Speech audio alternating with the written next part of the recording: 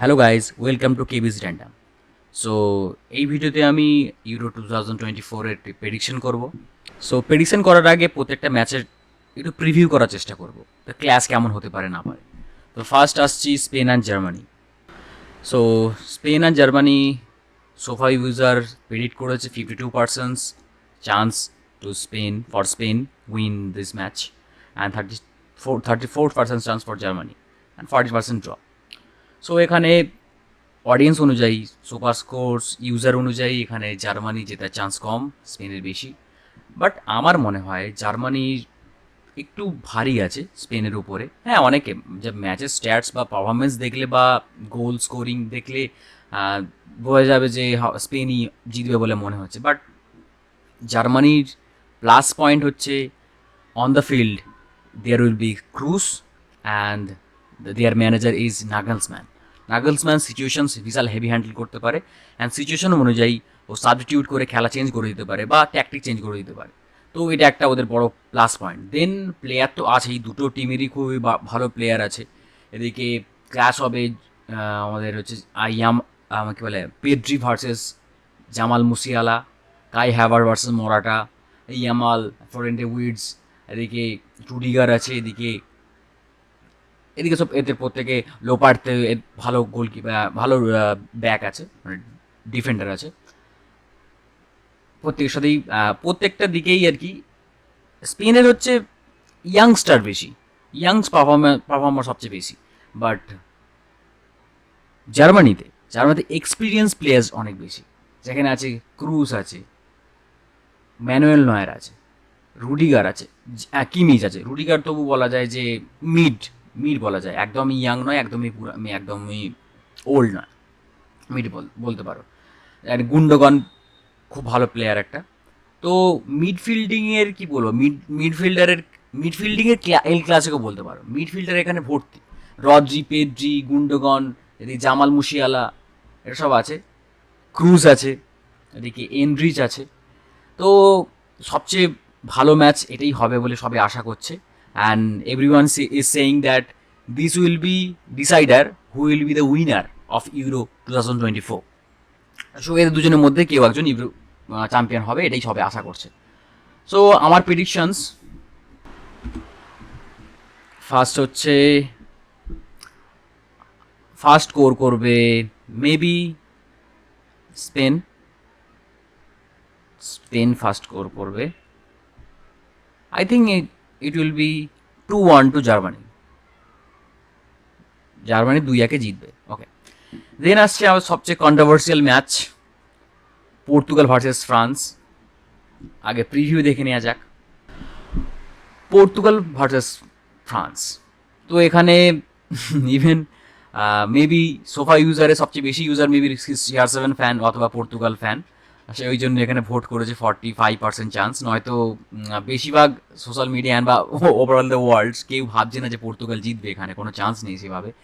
তবে পর্তুগাল যে ম্যাচগুলো খেলে এসছে প্রত্যেকটা ম্যাচে কিন্তু পজিশন সবচেয়ে বেশি ধরে রেখেছে। ইভেন তুমি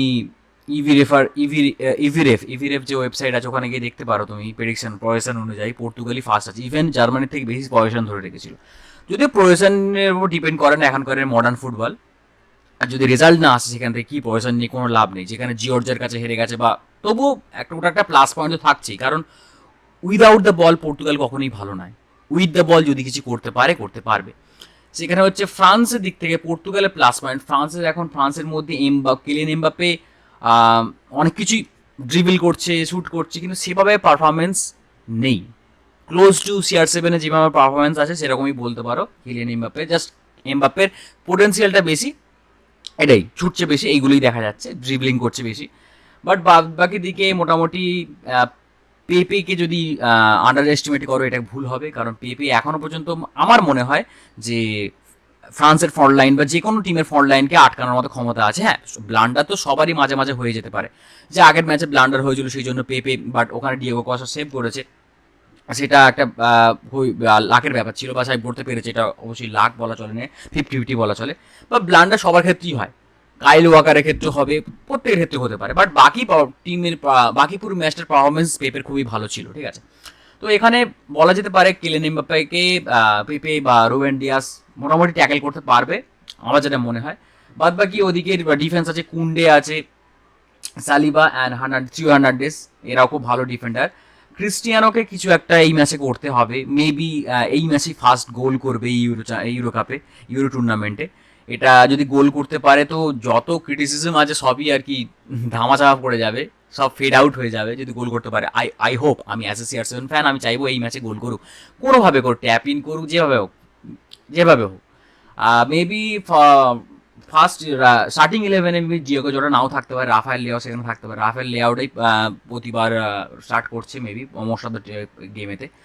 তো দেখা যাক রবার্টো মার্টিনেজ কি চিন্তা ভাবনা করে। তবে আমার মনে হয় CR7 খেলবে, ঠিক আছে, খেলবে। তো ওদিকে ওদের মিডফিল্ডার আছে, সুয়ামিনি আছে, কন্তে আছে, অ্যান্ড গ্রিজমান এরাও খুব ভালো প্লেয়ার। কখন ভালো খেলে দেবে, হ্যাঁ পারফরমেন্স এভাবে ভালো নেই, বাট কখন এরা ভালো খেলে দেবে বলা যায় না। গ্রিজমান খুবই একটা ভার্সেটাইল প্লেয়ার, কখন খেলে দেবে। আগের ইউরো কাপে, না সরি 2016 ইউরো কাপে মেবি গোল্ডেন বুট পেয়েছিল। সো এখানে আমার প্রিডিকশনটা দেওয়ার সময় এসে গেছে, প্রিডিকশন দিয়ে আবেছি না বুকে, ইনাফ বলা হয়ে গেছে এই ব্যাপারে।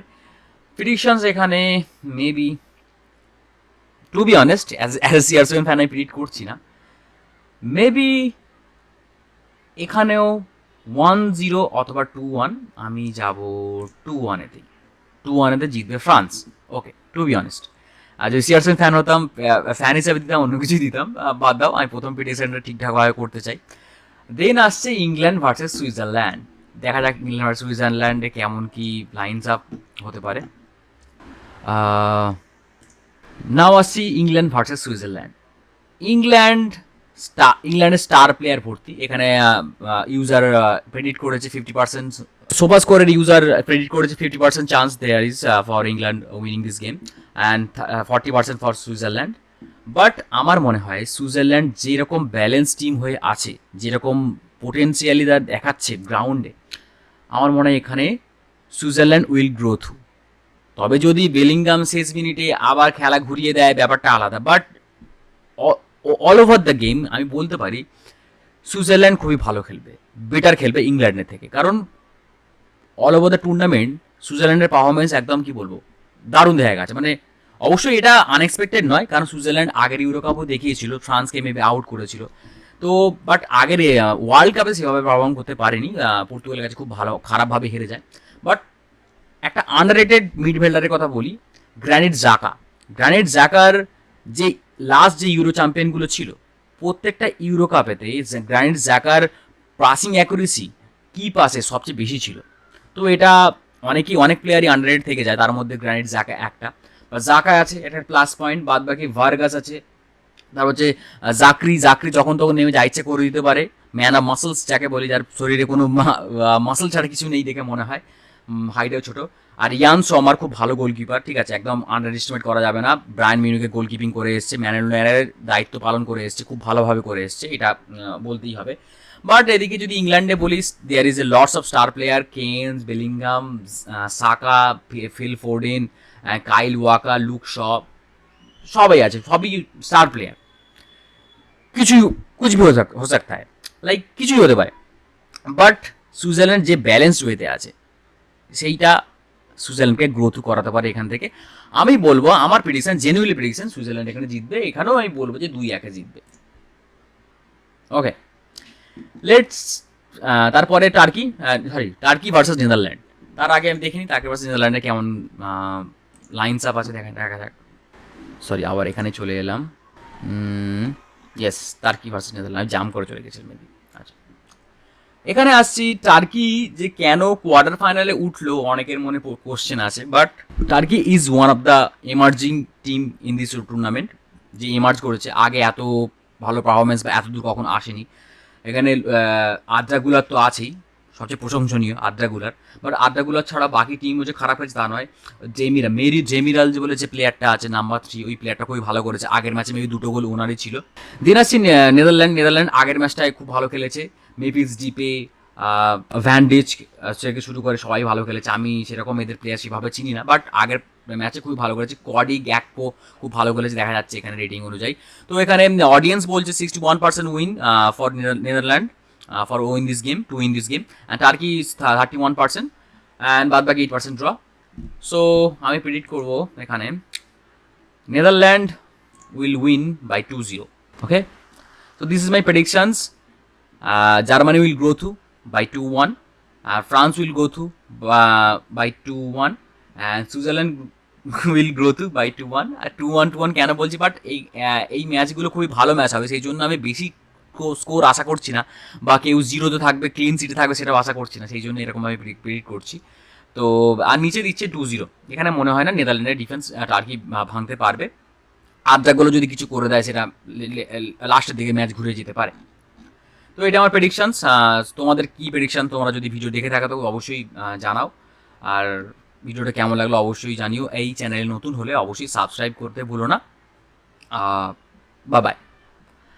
দেখা হচ্ছে নেক্সট গেমের প্রেডিকশানে, বা আমি মেবি হয়তো লাইভ করতে পারি। সো এখনের জন্য বাই।